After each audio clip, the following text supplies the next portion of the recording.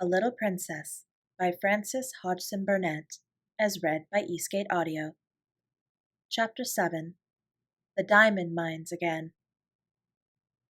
When Sarah entered the holly-hung schoolroom in the afternoon, she did so as the head of a sort of procession. Miss Minchin, in her grandest silk dress, led her by the hand. A manservant followed, carrying the box containing the last doll. A housemaid carried a second box, and Becky brought up the rear, carrying a third and wearing a clean apron and a new cap.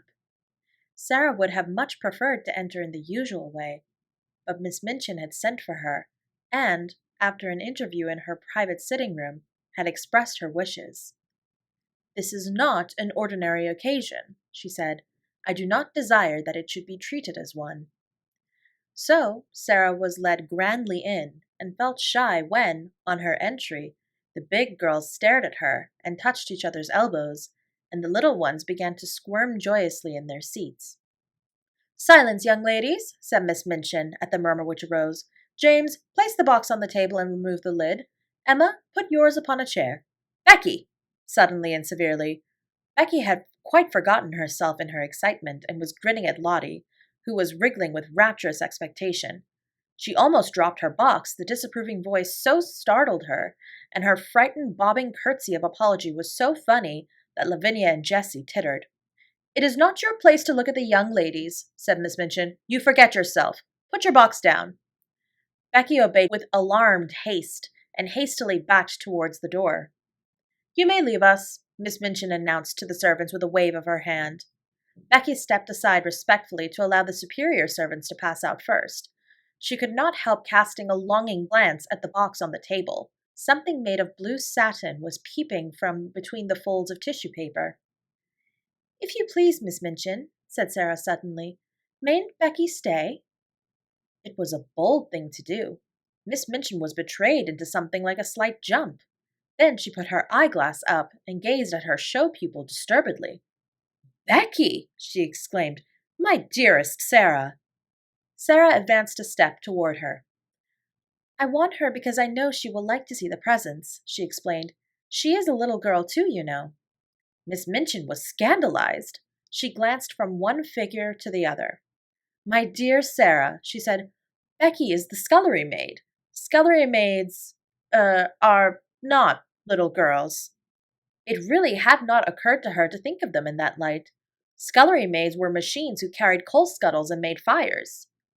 "But Becky is," said Sarah, "and I know she would enjoy herself. Please let her stay, because it is my birthday." Miss Minchin replied with much dignity, "As you ask it as a birthday favor, she may stay. Rebecca, thank Miss Sarah for her great kindness." Becky had been backing into the corner, twisting the hem of her apron in delighted suspense. She came forward, bobbing curtsies, but between Sarah's eyes and her own there passed a gleam of friendly understanding, while her words tumbled over each other.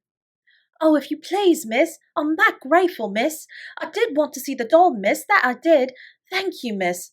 And thank you, ma'am," turning and making an alarmed bob to Miss Minchin, "for letting me take the liberty." Miss Minchin waved her hand again. This time it was in the direction of the corner near the door. "Go and stand there," she commanded. "Not too near the young ladies." Becky went to her place grinning. She did not care where she was sent, so that she might have the luck of being inside the room, instead of being downstairs in the scullery while these delights were going on. She did not even mind when Miss Minchin cleared her throat ominously and spoke again. "Now, young ladies, I have a few words to say to you," she announced. "She's going to make a speech," whispered one of the girls. "I wish it was over." Sarah felt rather uncomfortable. As this was her party, it was probable that the speech was about her. It was not agreeable to stand in a schoolroom and have a speech made about you. "You are aware, young ladies," the speech began, for it was a speech, "that dear Sarah is 11 years old today." "Dear Sarah," murmured Lavinia. "Several of you here have also been 11 years old, but Sarah's birthdays are rather different from other little girls' birthdays. When she is older, she will be heiress to a large fortune, which it will be her duty to spend in a meritorious manner." "The diamond mines," giggled Jessie in a whisper. Sarah did not hear her, but as she stood with her green-gray eyes fixed steadily on Miss Minchin, she felt herself growing rather hot. When Miss Minchin talked about money, she felt somehow that she always hated her. And of course it was disrespectful to hate grown-up people.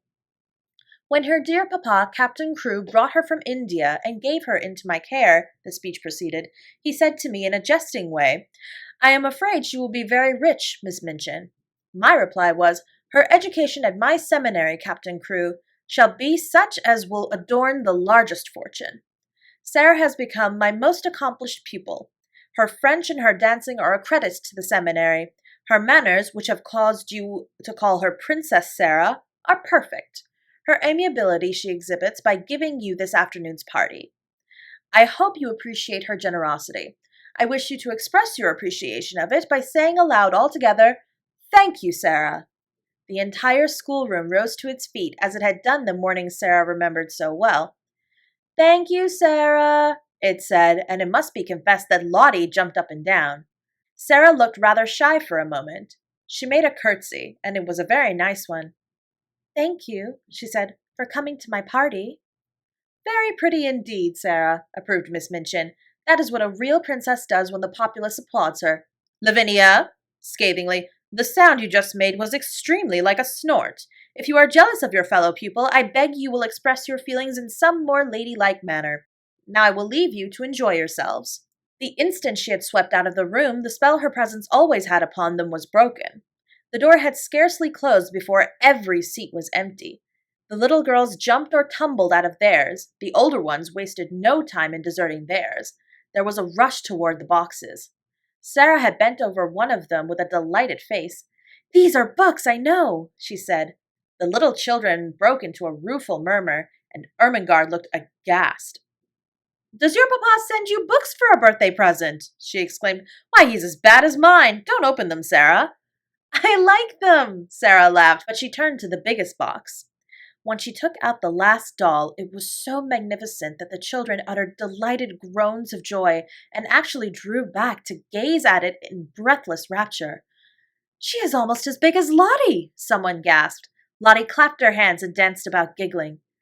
"She's dressed for the theater," said Lavinia. "Her cloak is lined with ermine." "Oh!" cried Ermengarde, darting forward. "She has an opera glass in her hand, a blue and gold one." "Here's her trunk," said Sarah. "Let us open it and look at her things." She sat down upon the floor and turned the key. The children crowded, clamoring around her, as she lifted tray after tray and revealed their contents. Never had the schoolroom been in such an uproar. There were lace collars and silk stockings and handkerchiefs. There was a jewel case containing a necklace and a tiara which looked quite as if they were made of real diamonds. There was a long sealskin and muff. There were ball dresses and walking dresses and visiting dresses. There were hats and tea gowns and fans. Even Lavinia and Jessie forgot that they were too elderly to care for dolls and uttered exclamations of delight and caught up things to look at them. "Suppose," Sarah said as she stood by the table, putting a large black velvet hat on the impassively smiling owner of all these splendors, "suppose she understands human talk and feels proud of being admired." "You are always supposing things," said Lavinia, and her air was very superior. "I know I am," answered Sarah undisturbedly. "I like it. There is nothing so nice as supposing. It's almost like being a fairy. If you suppose anything hard enough, it seems as if it were real." "It's all very well to suppose things if you have everything," said Lavinia.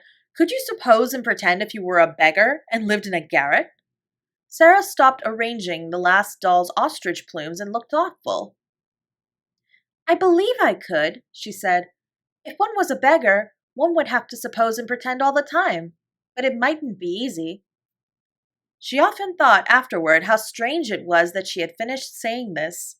Just at that very moment, Miss Amelia came into the room.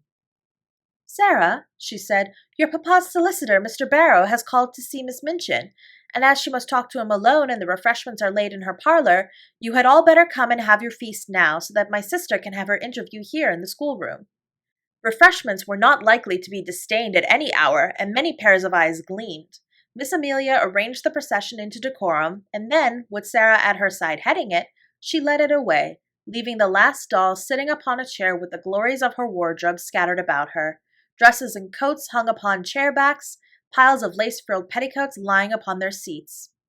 Becky, who was not expected to partake of refreshments, had the indiscretion to linger a moment to look at these beauties. It really was an indiscretion. "Go back to your work, Becky," Miss Amelia had said, but she had stopped to pick up reverently first a muff and then a coat, and while she stood looking at them adoringly, she heard Miss Minchin upon the threshold, and being smitten with terror at the thought of being accused of taking liberties, she rashly darted under the table, which hid her by its tablecloth. Miss Minchin came into the room, accompanied by a sharp-featured, dry little gentleman, who looked rather disturbed. Miss Minchin herself also looked rather disturbed, it must be admitted, and she gazed at the dry little gentleman with an irritated and puzzled expression. She sat down with stiff dignity and waved him to a chair. "Pray be seated, Mr. Barrow," she said. Mr. Barrow did not sit down at once. His attention seemed attracted by the last doll and things which surrounded her. He settled his eyeglasses and looked at them in nervous disapproval. The last doll herself did not seem to mind this in the least. She merely sat upright and returned his gaze indifferently. £100, Mr. Barrow remarked succinctly. "All expensive material and made at a Parisian modiste's. He spent money lavishly enough, that young man." Miss Minchin felt offended. This seemed to be a disparagement of her best patron and was a liberty. Even solicitors had no right to take liberties.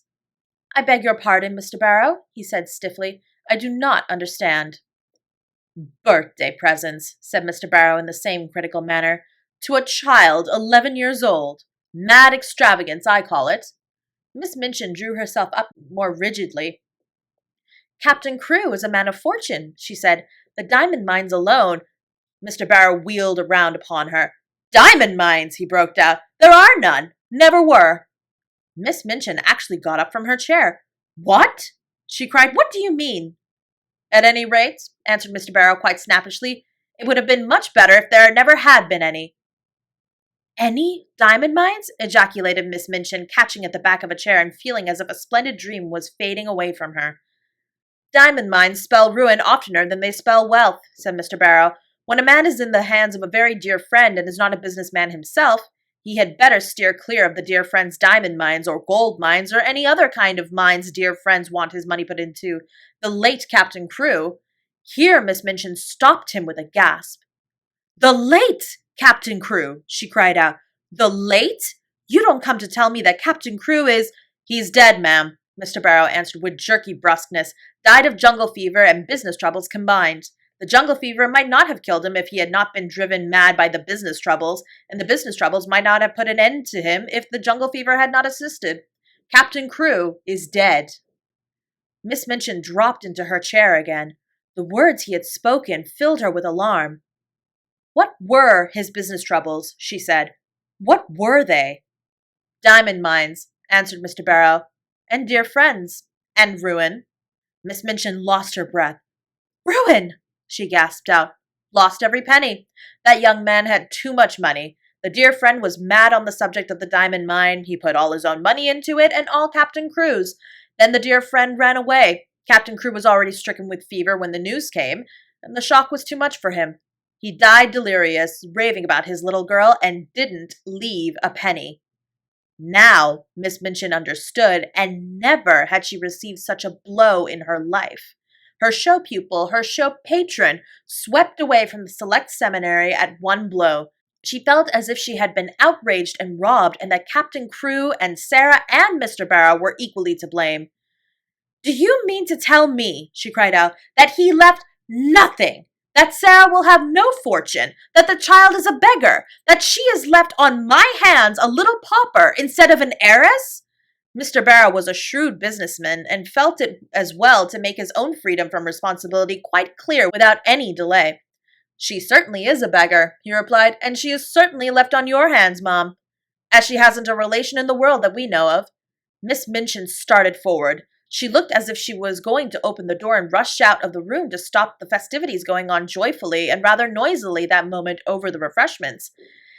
"It is monstrous," she said. "She's sitting in my sitting room at this moment, dressed in silk gauze and lace petticoats, giving a party at my expense." "She's giving it at your expense, madam, if she's giving it," said Mr. Barrow calmly. "Barrow and Skipworth are not responsible for anything. There never was a cleaner sweep made of a man's fortune. Captain Crewe died without paying our last bill, and it was a big one. Miss Minchin turned back from the door in increased indignation. This was worse than anyone could have dreamed of its being. "That is what has happened to me," she cried. "I was always so sure of his payments that I went to all sorts of ridiculous expenses for the child. I paid the bills for that ridiculous doll and her ridiculous fantastic wardrobe. The child was to have anything she wanted. She has a carriage and a pony and a maid, and I've paid for all of them since the last check came." Mr. Barrow evidently did not intend to remain to hear the story of Miss Minchin's grievances after he had made the position of his firm clear and related the mere dry facts. He did not feel any particular sympathy for irate keepers of boarding schools. "You had better not pay for anything more, ma'am," he remarked, "unless you want to make presents to the young lady. No one will remember you. She hasn't a brass farthing to call her own." "But what am I to do?" demanded Miss Minchin, as if she felt it entirely his duty to make the matter right. "What am I to do?" "There isn't anything to do," said Mr. Barrow, folding up his eyeglasses and slipping them into his pocket. "Captain Crewe is dead. The child is left a pauper. Nobody is responsible for her but you." "I am not responsible for her, and I refuse to be made responsible." Miss Minchin became quite white with rage. Mr. Barrow turned to go. "I have nothing to do with that, madam," he said uninterestedly. "Barrow and Skipworth are not responsible. Very sorry the thing has happened, of course." "If you think she is to be foisted off on me, you are greatly mistaken," Miss Minchin gasped. "I have been robbed and cheated. I will turn her into the street." If she had not been so furious, she would have been too discreet to say quite so much. She saw herself burdened with an extravagantly brought-up child whom she had always resented, and she lost all self-control. Mr. Barrow undisturbedly moved toward the door. "I wouldn't do that, madam," he commented. "It wouldn't look well. Unpleasant story to get about in connection with the establishment. Pupil bundled out penniless and without friends." He was a clever businessman, and he knew what he was saying. He also knew that Miss Minchin was a businesswoman, and would be shrewd enough to see the truth. She could not afford to do a thing which would make people speak of her as cruel and hard-hearted. "Better keep her and make use of her," he added. "She's a clever child, I believe. You can get a good deal out of her as she grows older." "I will get a good deal out of her before she grows older," exclaimed Miss Minchin. "I am sure you will, Mum," said Mr. Barrow with a little sinister smile. "I am sure you will. Good morning." He bowed himself out and closed the door, and it must be confessed that Miss Minchin stood for a few moments and glared at it. What he had said was quite true. She knew it. She had absolutely no redress. Her show people had melted into nothingness, leaving only a friendless beggar little girl. Such money as she herself had advanced was lost and could not be regained. And as she stood there breathless under her sense of injury, there fell upon her ears a burst of gay voices from her own sacred room, which had actually been given up to the feast. She could at least stop this. But as she started toward the door, it was opened by Miss Amelia, who, when she caught sight of the changed, angry face, fell back a step in alarm. "What is the matter, sister?" she ejaculated. Miss Minchin's voice was almost fierce when she answered, "Where is Sarah Crewe?" Miss Amelia was bewildered. "Sarah," she stammered. "Well, why, she's with the children in your room, of course." "Has she a black frock in her sumptuous wardrobe?" in bitter irony. "A black frock?" Miss Amelia stammered again. "A black one? She has frocks of every other color. Has she a black one?" Miss Amelia began to turn pale. "No, yes," she said, "but it is too short for her. She has only the black velvet, and she has outgrown it." "Go and tell her to take up that preposterous pink silk gauze and put the black one on, whether it is too short or not. She has done with finery." Then Miss Amelia began to wring her fat hands and cry. "Oh, sister," she sniffed. "Oh, sister, what can have happened?" Miss Minchin wasted no words. "Captain Crewe is dead," he said. "He has died without a penny. That spoiled, pampered, fanciful child is left a pauper on my hands." Miss Minchin sat down quite heavily in the nearest chair. "Hundreds of pounds have I spent on nonsense for her, and I shall never see a penny of it. Put a stop to this ridiculous party of hers. Go and make her change her frock at once." "I?" panted Miss Amelia. "Must I go and tell her now?" "This moment," was the fierce answer. "Don't sit staring like a goose. Go!" Poor Miss Amelia was accustomed to being called a goose. She knew, in fact, that she was rather a goose, and that it was left to geese to do a great many disagreeable things. It was a somewhat embarrassing thing to go into the midst of a room full of delighted children and tell the giver of the feast that she had suddenly been transformed into a little beggar, and must go upstairs and put on an old black frock which was too small for her. But the thing must be done. This was evidently not the time when questions might be asked. She rubbed her eyes with her handkerchief until they looked quite red, after which she got up and went out of the room without venturing to say another word. When her older sister looked and spoke as she had done just now, the wisest course to pursue was to obey orders without any comment. Miss Minchin walked across the room. She spoke to herself aloud without knowing that she was doing it. During the last year, the story of the diamond mines has suggested all sorts of possibilities to her. Even proprietors of seminaries might make fortunes in stocks with the aid of owners of mines, and now, instead of looking forward to gains, she was left to look back upon losses. The Princess Sarah, indeed, she said. The child has been pampered as if she were a queen. She was sweeping angrily past the corner table as she said it, and the next moment she started at the sound of a loud, sobbing sniff which issued from under the cover. "What is that?" she exclaimed angrily. The loud, sobbing sniff was heard again, and she stooped and raised the hanging folds of the table cover. "How dare you?" she cried out. "How dare you? Come out immediately!" It was poor Becky who crawled out, and her cap was knocked on one side, and her face was red with repressed crying. "If you please, it's me, Mum," she exclaimed. "I know I hadn't ought to, but I was looking at the doll, Mum, and I was frightened when you come in and slipped under the table." "You have been there all the time, listening," said Miss Minchin. "No, Mum," Becky protested, bobbing curtsies. "Not listening. I thought I could slip out without your noticing, but I couldn't, and I had to stay. But I didn't listen, Mum. I wouldn't for nothing. But I couldn't help hearing." Suddenly, it seemed almost as if she lost all fear of the awful lady before her. She burst into tears. "Oh, please," she said. "I dare say you'll give me warning, Mum. But I'm so sorry for poor Miss Sarah. I'm so sorry." "Leave the room," ordered Miss Minchin. Becky curtsied again, the tears openly streaming down her cheeks. "Yes, I will, Mum," she said, trembling. "But I just wanted to ask you, Miss Sarah, she's been such a rich young lady, and she's been waited on and fed, and what will she do now, Mum, without no maid? If oh please, would you let me wait on her after I've done my pots and kettles? I'll do 'em that quick, if you'd let me wait on her now that she's poor. Oh," breaking out afresh, "poor little Miss Sarah, Mum, that was called a princess." Somehow she made Miss Minchin feel more angry than ever. That the very scullery maid should somehow range herself on the side of this child, whom she realized more fully than ever that she had never liked, was too much. She actually stamped her foot. "No, certainly not," she said. "She will wait on herself, and on other people too. Leave the room this instant, or you'll leave your place." Becky threw her apron over her head and fled.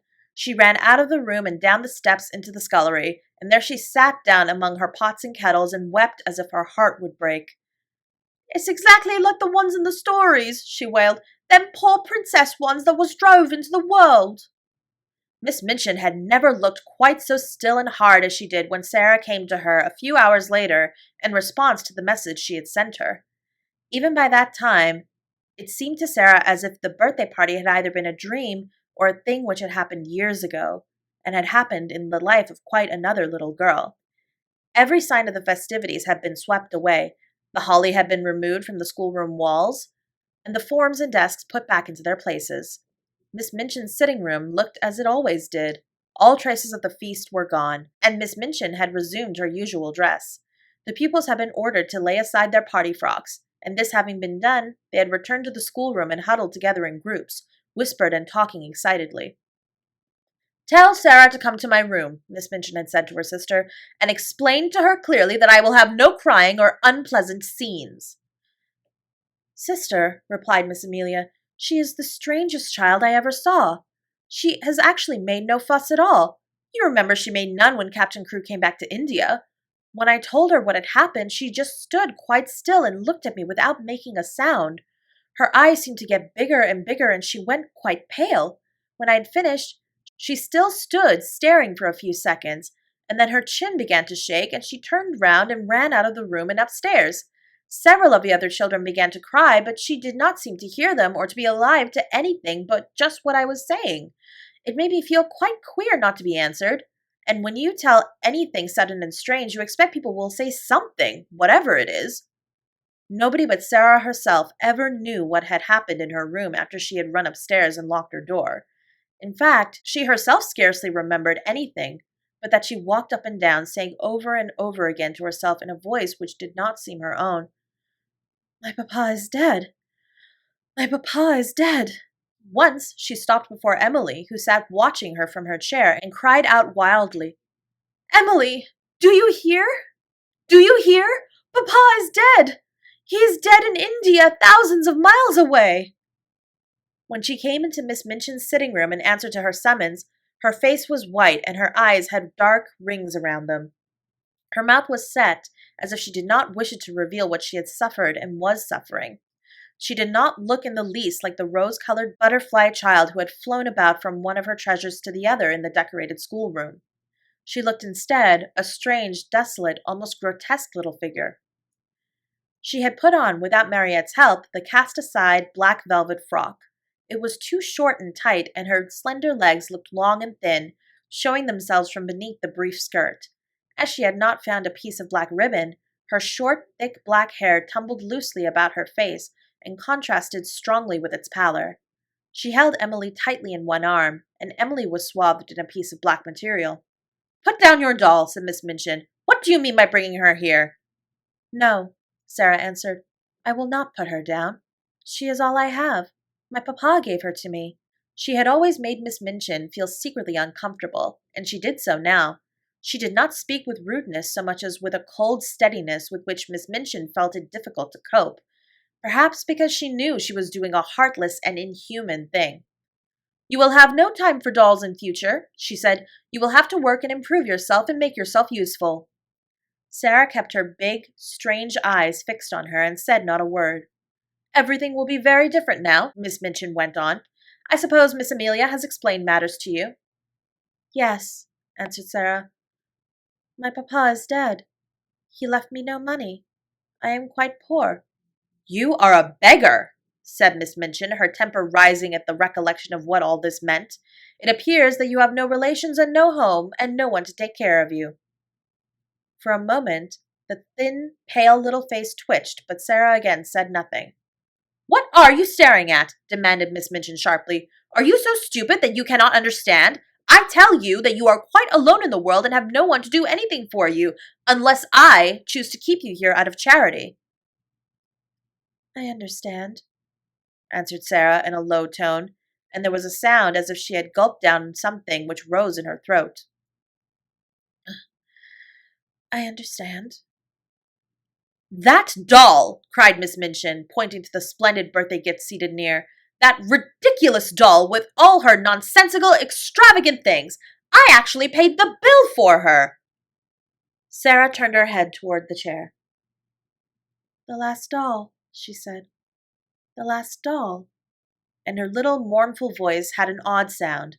"The last doll, indeed," said Miss Minchin. "And she is mine, not yours. Everything you own is mine." "Please take it away from me, then," said Sarah. "I do not want it." If she had cried and sobbed and seemed frightened, Miss Minchin might almost have had more patience with her. She was a woman who liked to domineer and feel her power, and as she looked at Sarah's pale little steadfast face and heard her proud little voice, she quite felt as if her might was being set at naught. "Don't put on grand airs," she said. "The time for that sort of thing is past. You are not a princess any longer. Your carriage and pony will be sent away. Your maid will be dismissed. You will wear your oldest and plainest clothes. Your extravagant ones are no longer suited to your station. You are like Becky. You must work for your living." To her surprise, a faint gleam of light came into the child's eyes, a shade of relief. "Can I work?" she said. "If I work, it will not matter so much. What can I do?" "You can do anything you are told," was the answer. "You are a sharp child and pick up things readily. If you make yourself useful, I may let you stay here. You speak French well, and you can help with the younger children." "May I?" exclaimed Sarah. "Oh, please let me. I know I can teach them. I like them, and they like me." "Don't talk nonsense about people liking you," said Miss Minchin. "You will have to do more than teach the little ones. You will run errands and help in the kitchen as well as in the schoolroom. If you don't please me, you will be sent away. Remember that. Now go." Sarah stood still just a moment, looking at her. In her young soul, she was thinking deep and strange things. Then she turned to leave the room. "Stop," said Miss Minchin. "Don't you intend to thank me?" Sarah paused, and all the deep, strange thoughts surged up in her breast. "What for?" she said. "For my kindness to you," replied Miss Minchin. "For my kindness in giving you a home." Sarah made 2 or 3 steps towards her. Her thin little chest heaved up and down, and she spoke in a strangely, unchildishly fierce way. "You are not kind," she said. "You are not kind, and it is not a home." And she had turned and run out of the room before Miss Minchin could stop her or do anything but stare after her with stony anger. She went up the stairs slowly but panting for breath, and she held Emily tightly against her side. "I wish she could talk," she said to herself. "If she could speak. If she could speak." She meant to go to her room and lie down on the tiger skin with her cheek upon the great cat's head and look into the fire and think and think and think.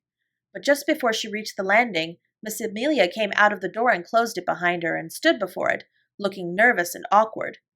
The truth was that she felt secretly ashamed of the things she had been ordered to do.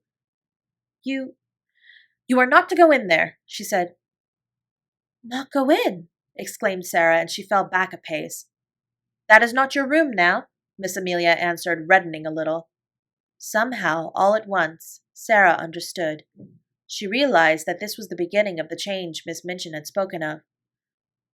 "Where is my room?" she asked, hoping very much that her voice did not shake. "You are to sleep in the attic, next to Becky." Sarah knew where it was. Becky had told her about it. She turned and mounted up 2 flights of stairs. The last one was narrow and covered with shabby strips of old carpet. She felt as if she were walking away and leaving far behind her the world in which that other child, who no longer seemed herself, had lived. This child, in her short, tight old frock, climbing the stairs to the attic, was quite a different creature. When she reached the attic door and opened it, her heart gave a dreary little thump. Then she shut the door and stood against it and looked about her. Yes, this was another world. The room had a slanting roof and was whitewashed. The whitewash was dingy and had fallen off in places. There was a rusty grate, an old iron bedstead, and a hard bed covered with a faded coverlet. Some pieces of furniture, too much worn to be used downstairs, had been sent up. Under the skylight in the roof, which showed nothing but an oblong piece of dull gray sky, there stood an old battered red footstool. Sarah went to it and sat down. She seldom cried. She did not cry now.